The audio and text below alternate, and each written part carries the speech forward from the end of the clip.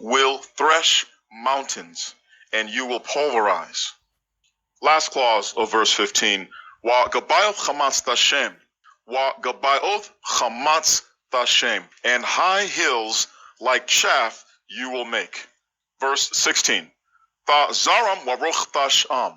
Ta zaram waruch tasham. You will fan them, and wind will carry them off.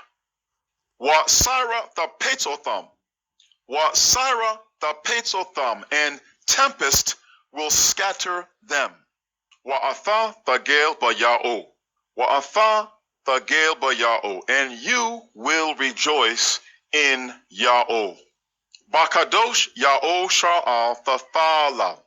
Bakadosh Ya'o Sha'al Tathalal. In the Holy One of Ya'o Sha'al will you praise one to another.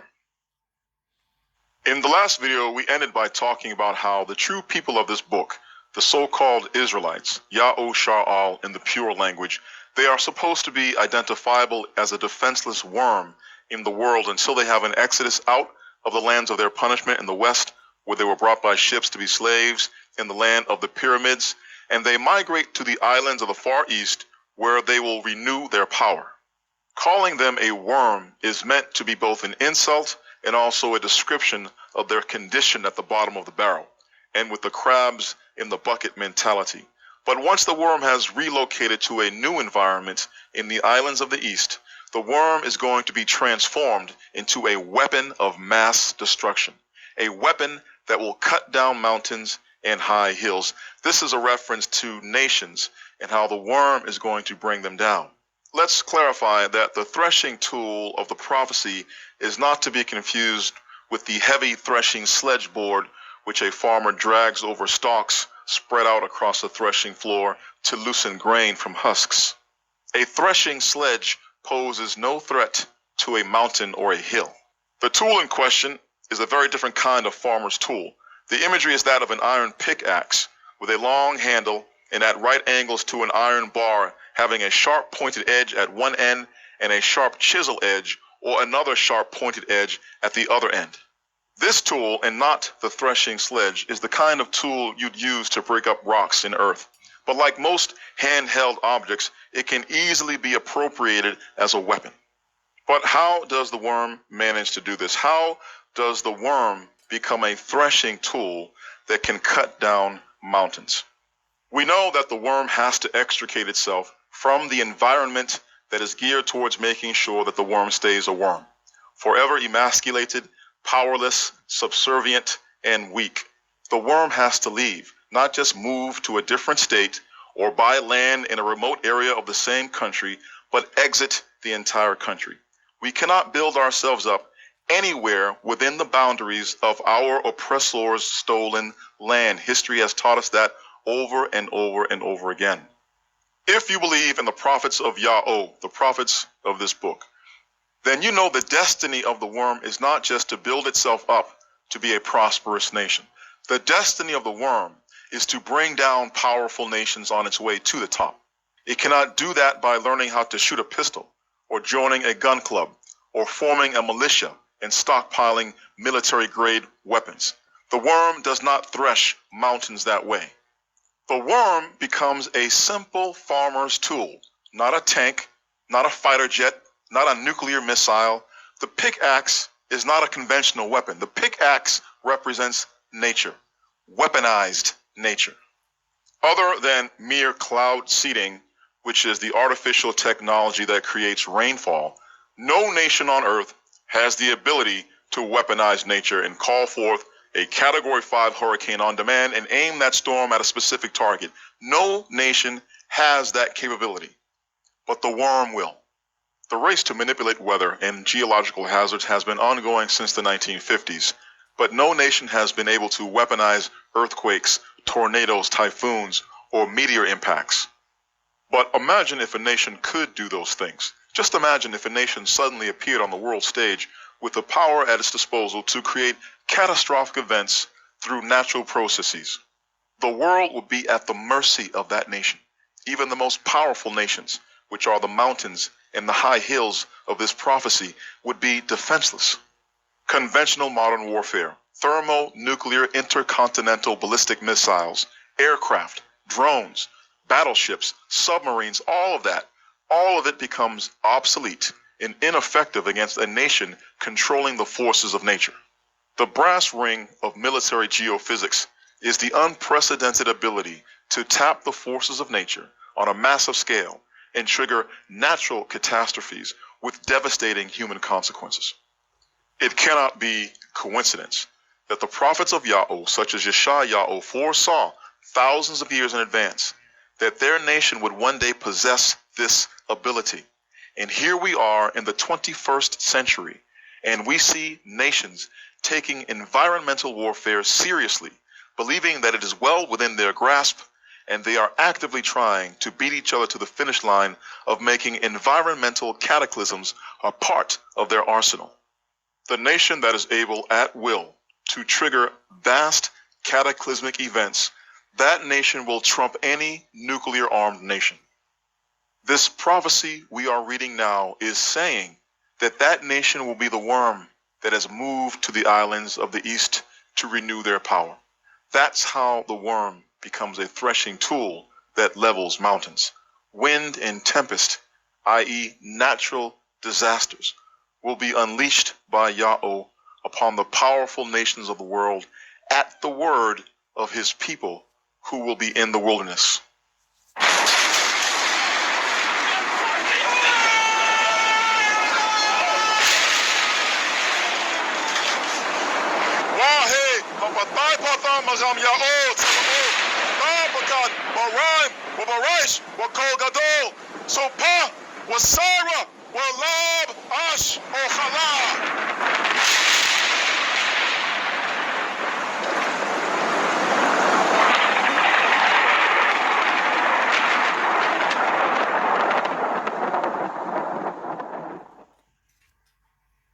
Verse 17. Ha-ghaneim wa-ha-abeonim mabakashem mem wa'en.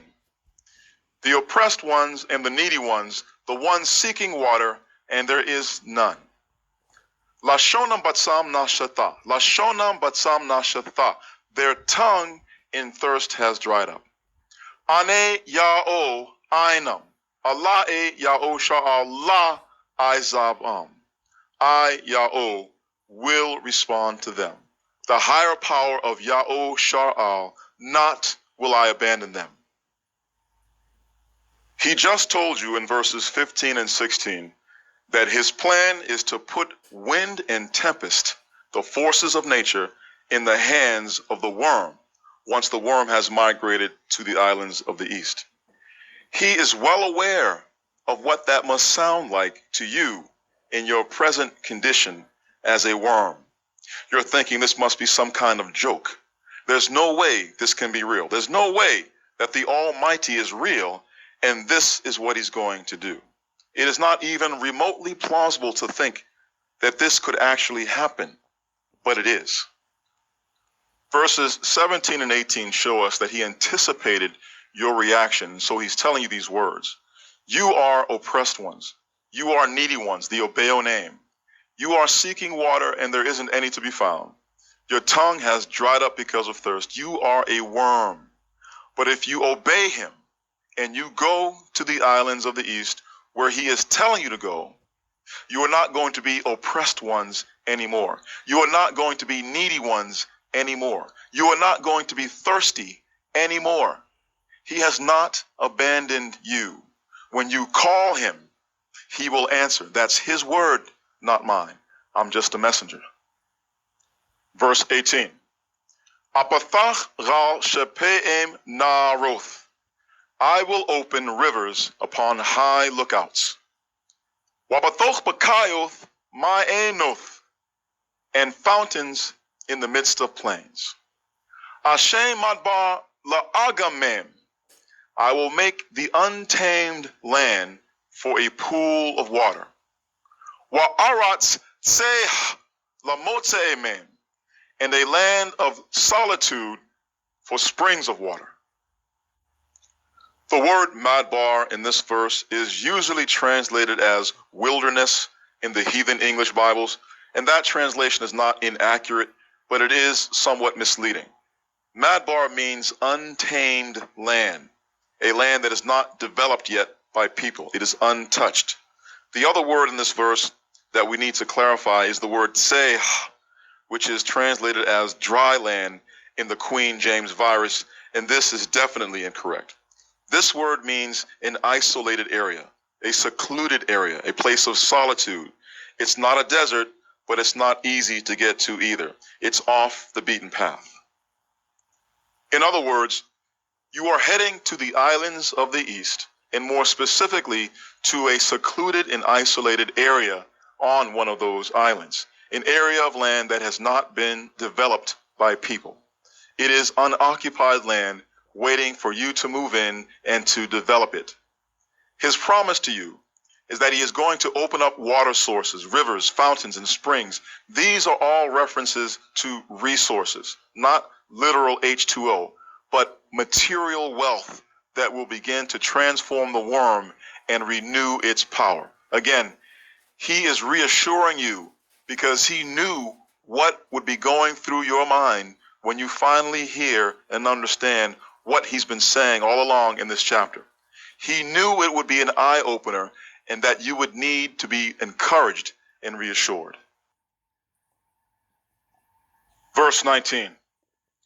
Athan b'madbar araz shata w'hadas wa'ratz shaman. I will give in the untamed land the araz, the shata, and the hadas, and the ratz shaman. Hashem ba'garaba barosh thadar wa tha'ashur yachado.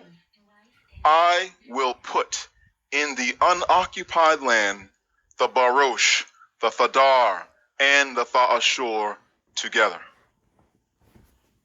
This verse and the next one are some of my favorites.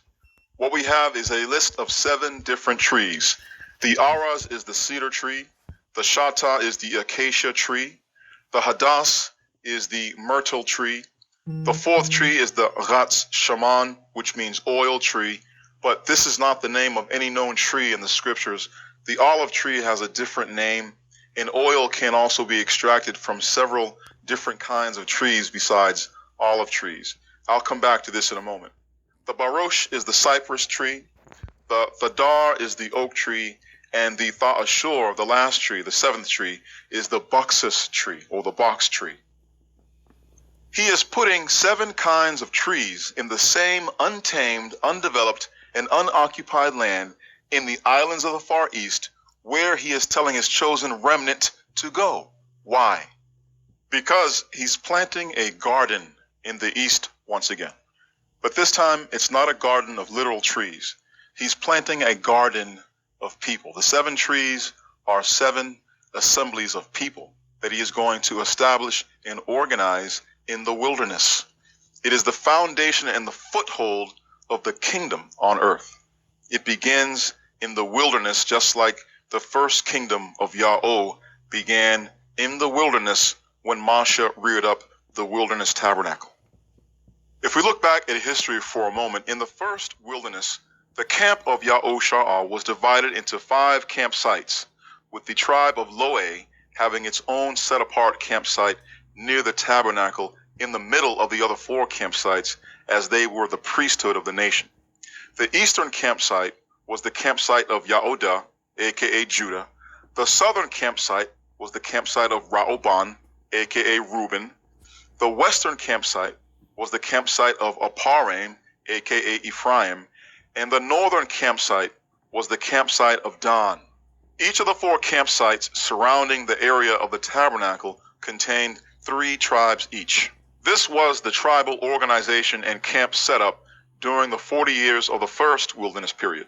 But after the nation crossed the Yarden River and conquered the land of Canaan, and after the tribes inherited their own tribal lands, the tribes who shared a common border began to be paired up, and 7 tribal assemblies emerged. Yehuda with Benjamin, Dan with Asher, Zabulon with Naphtali, Aparim with Manasseh. The tribe of Shamayon was initially within the territory of Yehuda, west of the Yarden River, but they later moved eastward and shared a common border with the tribe of Rehoboam on the eastern side of the Yarden River. The tribe of Gad and Yahsarel shared a common border along the Yarden River itself. The Loam, the tribe of Loe, did not inherit any land, so they were a landless assembly unto themselves. The 7 trees that we are reading about now, they represent the 7 assemblies of the 12 tribes plus Loe, 13 tribes total. It is a garden that Yahweh is going to plant in the east, in the second wilderness. He is telling us how each of the tribes will settle their part of the untamed and unoccupied land with respect to each other and with respect to the tabernacle that will be reared up in their midst at the center of their camp in their city. As in the first wilderness, the camp will have 5 separate campsites for the 13 tribes, but with 7 interlocking assemblies. 3 assemblies will be in 3 campsites, and 3 assemblies will be in 2 different campsites, and Loe will have its own assembly in its own campsite. Verse 20.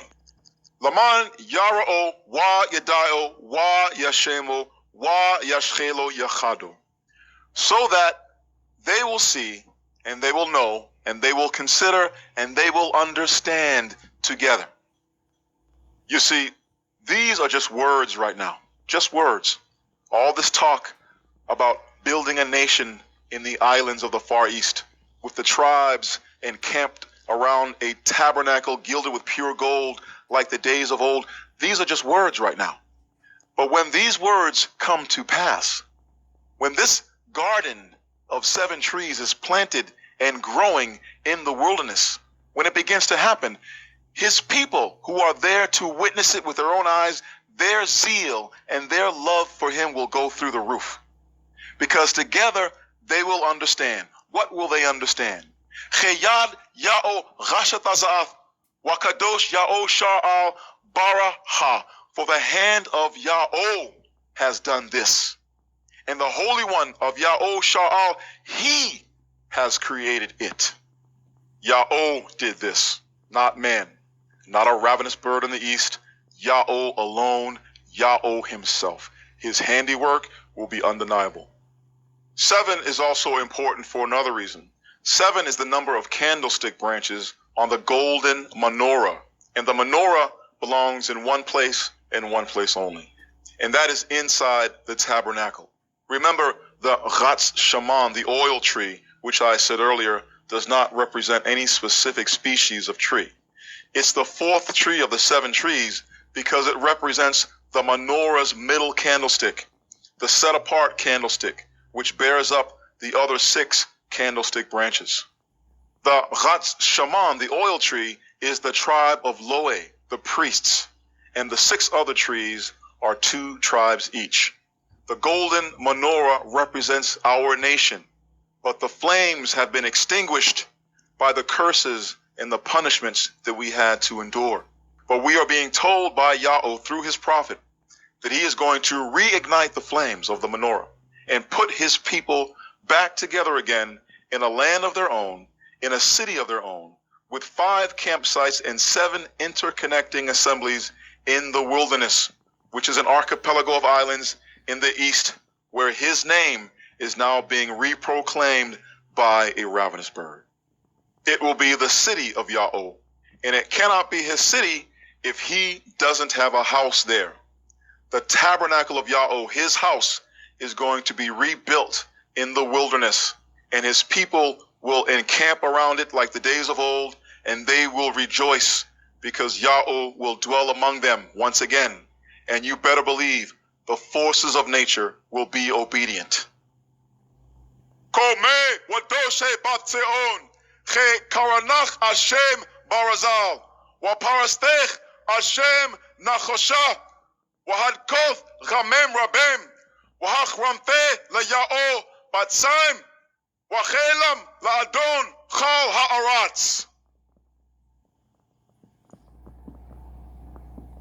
Verse 21. Karabo reibcham ya'amar ya'o. Hagesho ratzamothecham ya'amar malach ya'o rakab. Come near, the one contending with you, will Yahweh say. Cause to approach the strong quarrelers of you, will the King of YHWH say. Verses 21 to 24 are full of so much power and awe that I pray that my explanation that follows does them justice. I pray that Yahweh is pleased with what I'm about to say. In verse 21, the Supreme Being is basically looking into the future and seeing that his word about what is going to happen is going to come under ridicule and attack. And verses 21 to 24 are his little message in a bottle to those attackers, because the ridiculers and the mockers are going after the people from whom Yahweh is going to extract his remnant.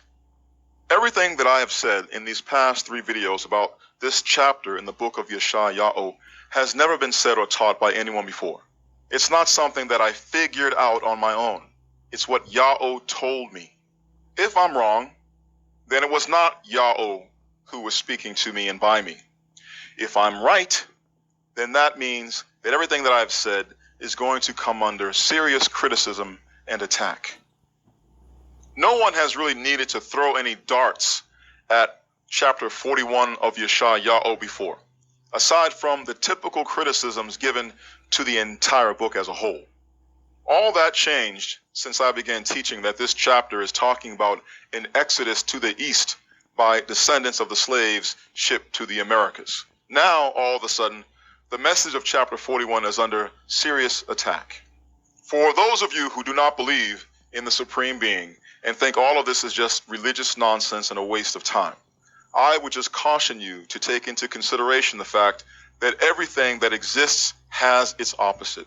Light, dark, hard, soft, big, small, day, night, rich, poor, better, worse, backward, forward, early, late, etc., etc., etc. I mean, I can go on and on and on. That being said, it is not logical to question the existence of a supreme intelligence, since no one in their right mind questions the existence of supreme stupidity. If the latter exists, and it most certainly does, then its opposite must also exist.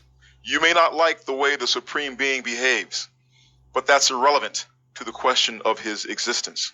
A Supreme Being chooses to do and to be whatever he wants, whether you like it or not.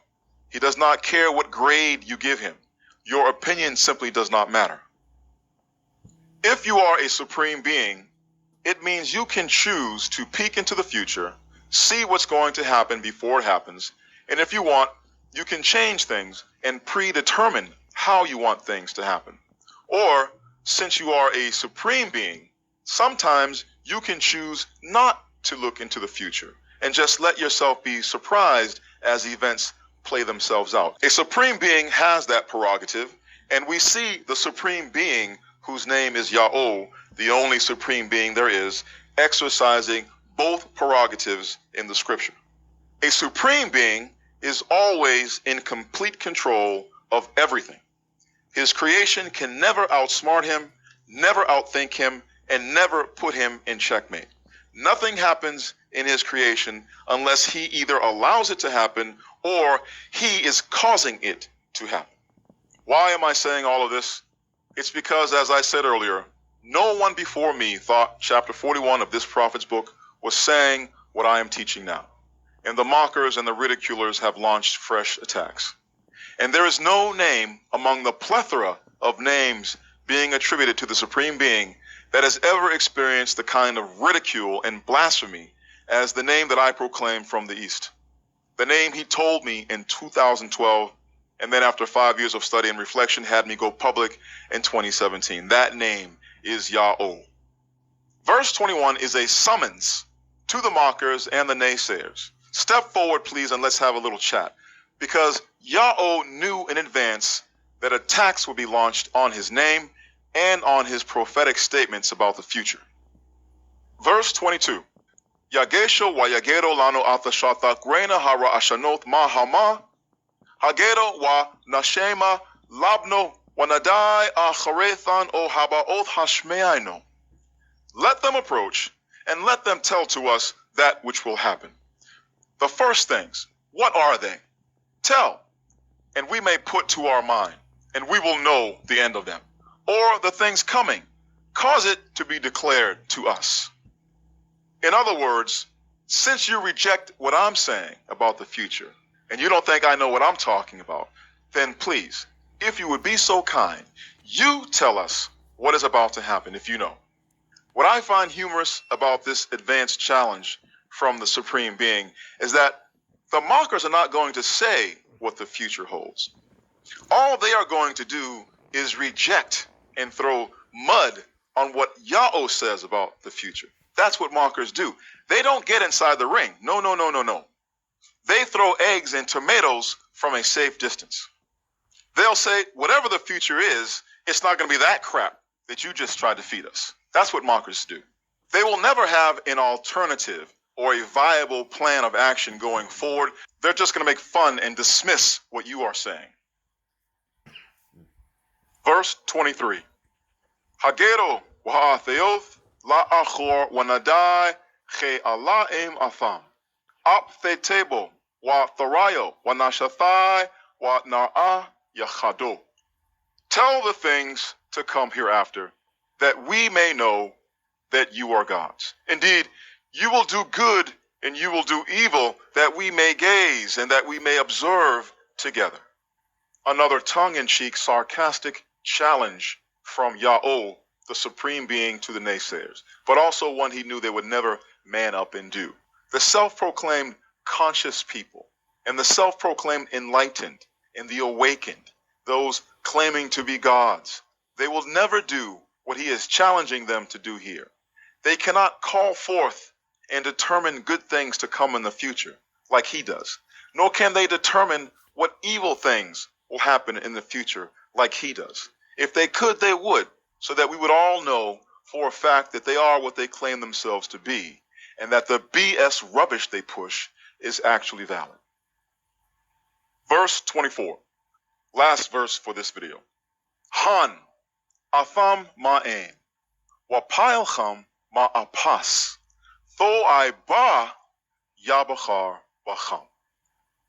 Behold, you are all from nothing, and your work is from nothingness. A piece of filth will choose you all. This is something that many folks are not going to be able to wrap their heads around because they have been fed lies about the Supreme Being, especially in the churches. Here he is in this verse, resorting to ad hominem attacks and even name-calling. Now, the naysayers will be quick to object that this is clearly an anthropomorphism, a human characteristic being attributed by humans to their imaginary deity in the sky. This is not the way a Supreme Being would ever talk and behave. Clearly, this is a case of God being made in man's own image. No, it isn't.